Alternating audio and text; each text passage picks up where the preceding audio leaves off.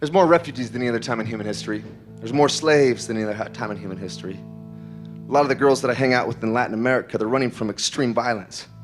And they'll run across borders from one country in South America to another. They'll get picked off by traffickers, seduced into the slave trade. These are some guys in Latin America that I helped train. You know, the computers were in Spanish, and I had to train them on how to use a computer. I barely speak a little bit of Spanish. And the sorrow is heavy.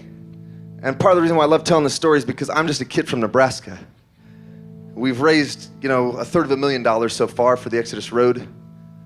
And it still feels so insignificant. All the work we do against these injustices feels so insignificant. There's hundreds and hundreds of girls for sale on the streets of Southeast Asia and Latin America and India.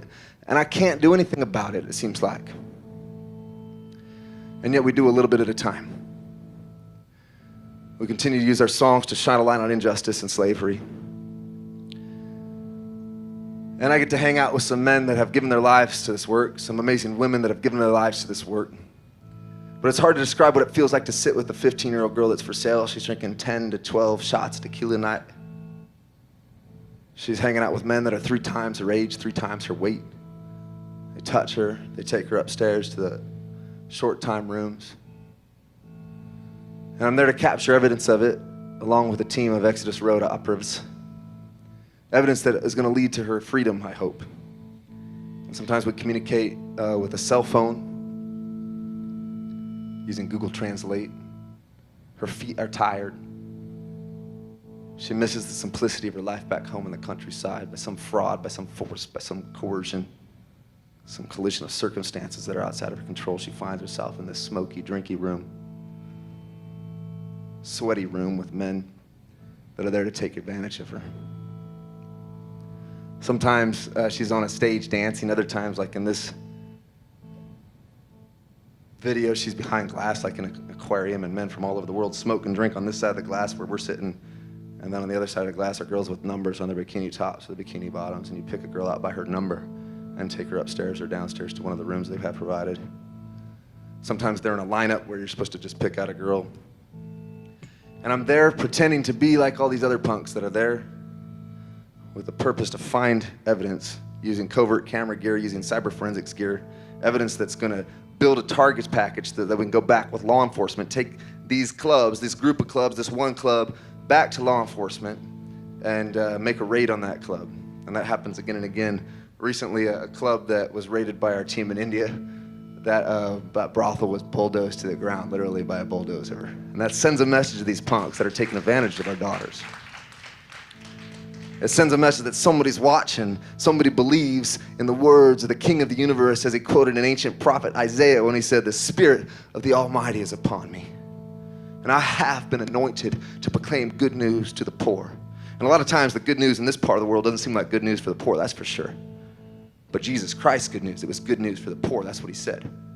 And then he said to proclaim freedom to the captives, liberty to the prisoners, and a restoration of dignity to the oppressed and the downtrodden. And sometimes the gospel, the good news, it has to look like justice. We got to say that we're not okay with stuff like this going on our watch. And we feel insignificant. It feels so small. I feel so inadequate. My voice is so tired out. And that's just one voice in the darkness. It's just one candle. And I want the sun to rise. But we do what we can. And we celebrate when we have victories. And we lament at the injustice. We lament at the bloodthirst and the war machines and the cocaine here in our cities coming from Latin America that is displacing so many people. Without the supply or without the demand, we wouldn't need a supply. Without the demand for these girls, without the demand for cheap clothes, there wouldn't be slavery at an all-time high. My friend Sudhir, I wish I could introduce you to him. He is from India. And he was with me in Asia once, and we were talking about a hotel, and he wanted to thank me because a bunch of the people in the Remedy Drive community helped buy Sudhir this cool minivan looking thing. And he drives that thing all over India, and he rescues girls in it. And he was telling me about one of the first rescues, and it's so endearing the way he said it. He says, because of the vehicle, the brothel owner thought we were the rich customer. And they offered Sudhir 4 virgin girls that day, and they rescued all 4 of them, plus 2 others, the first time he used that vehicle. And we're up and the wind's blowing on the top of this roof of a hotel we were staying at. And whenever the maids would come in to walk through to take clothes off the clothesline, he would whisper to me and he'd tell me stories of raids, stories of rescues, stories of like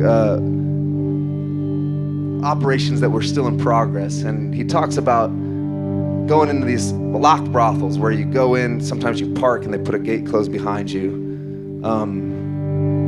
And he says that when he goes in, they'll lock a door behind him and then lock a second door behind him, and the girls are just stuck in there. They have nowhere to go. And as he's talking, I started writing some of this lyric. He says, some of the girls, they haven't seen the sunlight for days, and that's where we got this song from.